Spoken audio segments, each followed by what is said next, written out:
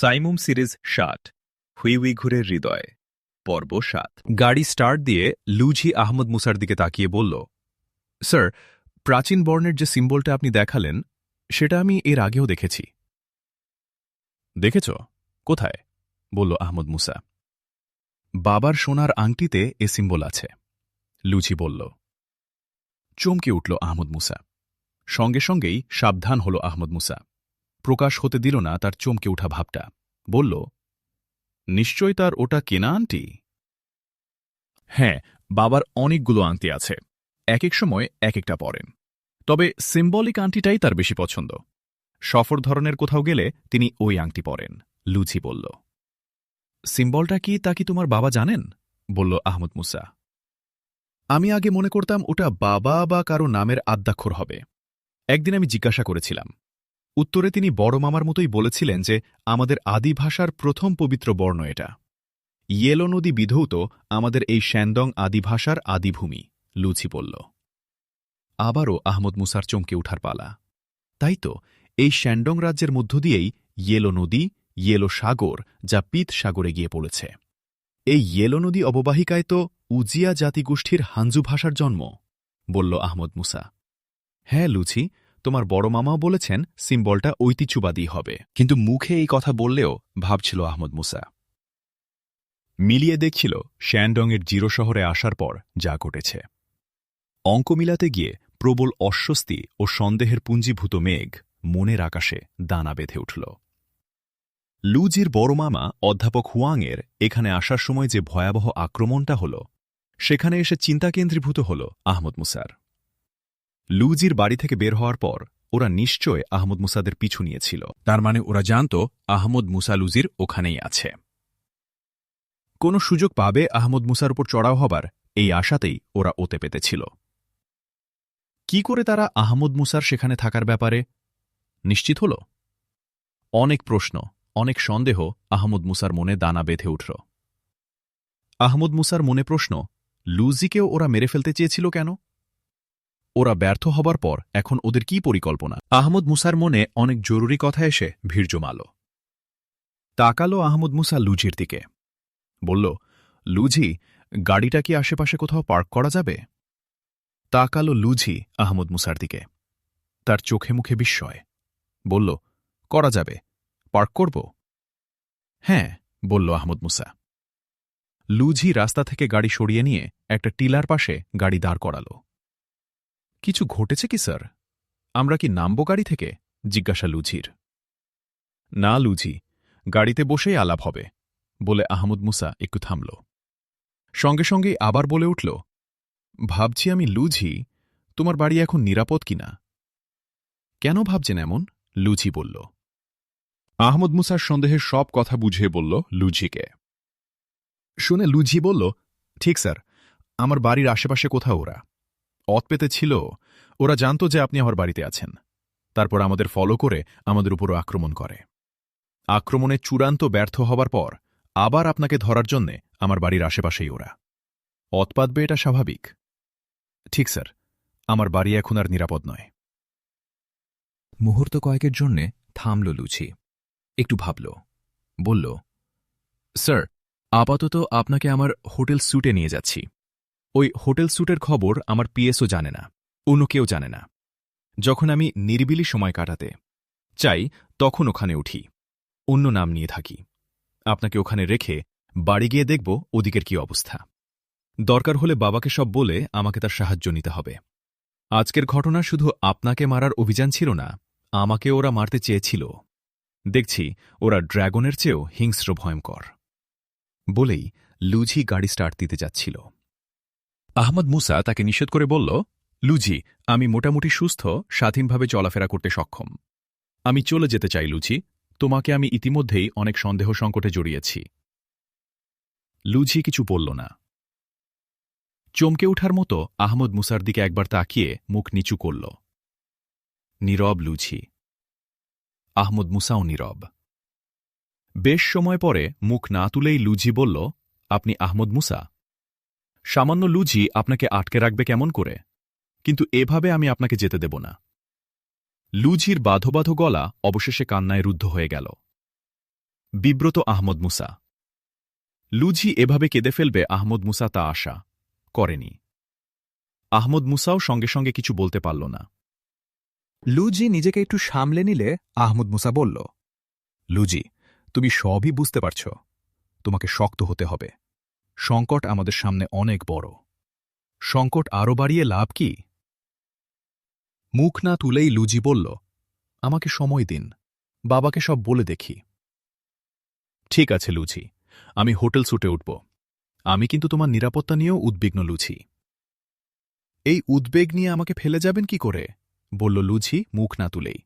ভারী কণ্ঠ তার। কিন্তু লুঝি, আমি তোমার বিপদ বাড়াচ্ছি, বলল আহমদ মুসা।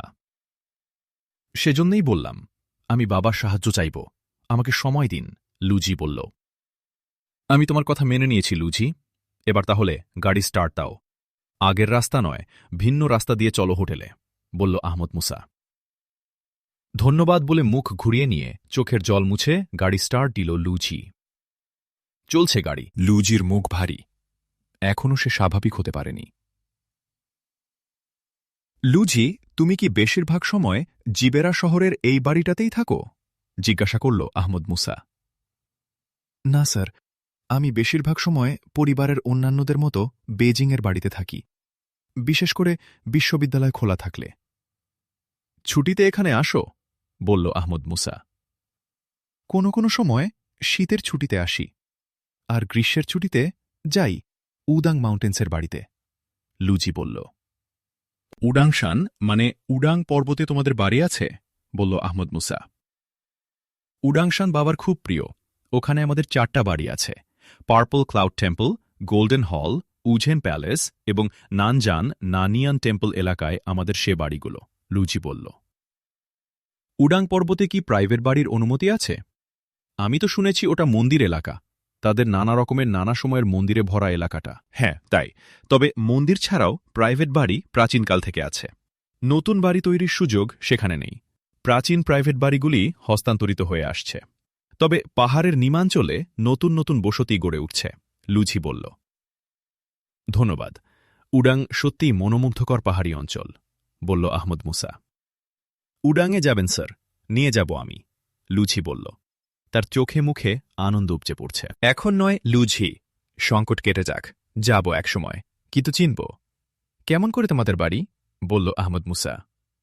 আপনার সাধ্যের বাইরে কিছু আছে স্যার, আর আমার মোবাইল নাম্বার আপনার কাছে সবসময় থাকবে, লুঝি বলল। চলছে এই গল্প। স্বাভাবিক হয়ে উঠেছে লুঝি। মেঘ কেটে গেছে তার মুখ থেকে। মূল শহরে প্রবেশ করেছে গাড়ি। লুঝির সে হোটেল পাহাড়ের অনেকখানি উপরে শহরের উত্তর পূর্ব এলাকায়। মোবাইলে রিং বাজছে। ঘুম ভেঙে গেল আহমদ মুসার। মোবাইলে কল অন করল। কথা কাটাকাটির শব্দ শুনতে পেল। তোমরা কে? কি চাও তোমরা? চিৎকার করে বলছে লুঝি। আপনার সঙ্গী শয়তানটার খোঁজে এসেছিলাম, তাকে পাওয়া গেল না। নিশ্চয় পালিয়ে যেতে দিয়েছেন। এখন আপনি একাই চলুন। লোকটি থামতেই আরেকটা কণ্ঠ চিৎকার করে উঠল, কথা বলতে। দিচ্ছ কেন? তোমরা ধরো ওকে, বেঁধে ফেলো। মুখে টেপ পেস্ট করে দাও, সময় নেই, মাত্র 10 মিনিট সময় নিয়ে এসেছি। আমাকে বাঁধতে হবে না, আমি যাচ্ছি। কোথায় যেতে হবে? কণ্ঠটা লুঝির। কোনো প্রশ্নের উত্তর দেব না, আপনি চলুন।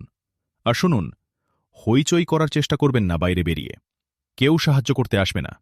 মাঝখানে জীবন যাবে আপনার। লোকটি একটু থেমেই আবার বলল, ম্যাডামের পিএসকে বেঁধে গাড়িতে তুলেছ? হ্যাঁ, তোলা হয়েছে, বলে উঠল একজন। সে কি দোষ করেছে, তাকে নিচ্ছ কেন? বলল চিৎকার করে লুঝি। কান্না জড়িত কণ্ঠ তার। সঙ্গে সঙ্গেই আরেকটা কণ্ঠ চিৎকার করে উঠল, ওর মুখে টেপ এঁটে দিয়ে গাড়িতে তোলো, চলো সবাই। এই কথার কয়েক সেকেন্ডের মধ্যে মোবাইলে আসা কথা বন্ধ হয়ে গেল। আহমদ মুসা বুঝল মোবাইল থেকে ওরা দূরে চলে গেছে।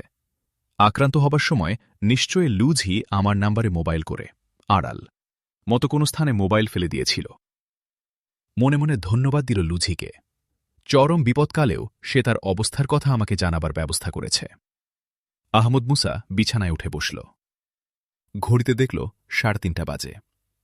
এই সময় লুঝির জন্যে তার কিছু করণীয় নেই। আহমদ মুসা তাহাজ্জুদের নামাজ শেষ করে ঘড়ি দেখে ফজরের নামাজটা পড়ে নিল। নামাজের আসনে বসেই ভাবল, লুজির দেয়া এই আশ্রয় এখনই ছাড়তে হবে। লুজি ওদের হাতে পড়ার পর এ জায়গা আর নিরাপদ নয়। কোথায় যাবে আহমদ মুসা? আপাতত লুজিকে উদ্ধার করাই তার টার্গেট। এ বিষয়ে কিছু ক্লু তার জানা আছে। তৈরি হল আহমদ মুসা বেরুবার জন্যে। আহমদ মুসার মন বলছে তার সন্দেহ অনুমান সত্য হলে লুজিকে জিরোতে কিংবা বেজিংয়ের কোথাও নয়, উড্ডাংয়ের কোথাও রাখা হতে পারে। আহমদ মুসা ফ্ল্যাটের চাবি নিজের পকেটে ফেলেই বেরিয়ে এলো হোটেল থেকে। লুজি আহমদ মুসার জন্য গাড়ি রেখে গেছে। গাড়িটা এখন আহমদ মুসার কাছে খুবই গুরুত্বপূর্ণ মনে হচ্ছে। মনে মনে আবারও ধন্যবাদ লুজিকে। গাড়িতে উঠল আহমদ মুসা, স্টার্ট নিল গাড়ি। বেরিয়ে এলো গাড়ি হোটেলের কারপার্ক থেকে রাস্তায়। ছুটতে শুরু করল গাড়ি। কোথায় যাবে আহমদ মুসা? উড্ড্যাং পর্বতে? উড্ড্যাং পর্বতের কোথায়, কিভাবে? আসলেই কি লুঝিকে সেখানে পাওয়া যাবে? আহমদ ইয়াং, মাঝু সুলতান, ফাজি ঝাও, ডাক্তার ডা ইরকিন আহমেদ ওয়াংরাই বা কোথায়? আহমদ মুসার দৃষ্টি সামনে। ছুটে চলছে গাড়ি শ্যান্ডং বেজিং হাইওয়ে ধরে। আলহামদুলিল্লাহ, আমরা সাইমুম সিরিজ 60 হুই উইঘুরের হৃদয়ে সফলভাবে সমাপ্ত করলাম। পরবর্তী সিরিজ 61 ড্র্যাগন ভয়ঙ্কর এর প্রথম পর্ব ইনশাআল্লাহ খুব শীঘ্রই প্রকাশিত হবে।